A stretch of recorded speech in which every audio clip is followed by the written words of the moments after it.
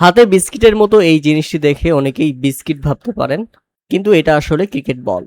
হ্যাঁ, পাকিস্তানের বিপক্ষে 2 পেসার 5 উইকেট নিয়েছেন, বল হচ্ছে একটি। আর সেই এক বল নিয়েই 2 বোলারের মধ্যে টানাটানি, কে নিবে আসলে সেই বল। পরে শেষ পর্যন্ত বলটাকে কেটে 2 ভাগ করে সমাধান করা হয়েছে। হ্যাঁ দর্শক, রীতিমতো অবাক কাণ্ড। বল এক, কিন্তু মালিক 2 জন। তাহলে কি করতে হবে? মাঝখান দিয়ে কেটে 2 জনকে ভাগ করে দেওয়া হয়েছে। পাকিস্তানের বিপক্ষে প্রথম ইনিংসেই ঘটেছে এমন অদ্ভুত কাণ্ড। জর্জ টাং এবং অলি রবিনসনের ডানহাতি পেসের বিপরীতে কোনো পথ খুঁজে পায়নি পাকিস্তানি ব্যাটসম্যানরা। এক পর্যায়ে ঘুরে দাঁড়ানোর আভাস দিলেও শেষ পর্যন্ত তুপের মুখে পড়ে 200-র নিচেই অল আউট হয়ে গেছে পাকিস্তান। আর জবাবে ব্যাটিং করতে নেমে বেশ ভালো শুরু করেছে ইংল্যান্ড। তবে বিপত্তি বাধে অন্য জায়গায়।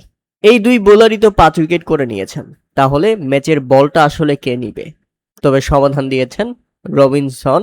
এই বোলার, তার মাথায় একটা বুদ্ধি আসে, তিনি প্রথমেই বুদ্ধিটা দিয়ে দিলেন। সেটা হচ্ছে বলটাকে মাঝখান দিয়ে কেটে আমরা 2 জনই ভাগ করে নিব।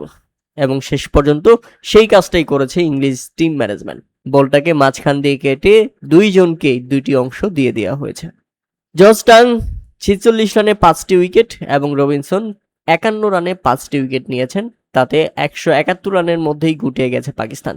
দীর্ঘদিনের রীতি অনুযায়ী কোনো বোলার 5 উইকেট পেলে তাকে স্মারক হিসেবে ম্যাচের বলটি দেওয়া হয়। কিন্তু এই ম্যাচে 2 জন পেসারই যখন 5 উইকেট করে নিয়েছেন, তখন একটি বল কিভাবে আসলে ভাগ করে দেওয়া যায়? তাই মাঝখান দিয়ে কেটে তাদেরকে দেওয়া হয়েছে, যেটা ব্যাপকভাবে সাড়া ফেলছে সামাজিক যোগাযোগ মাধ্যমে।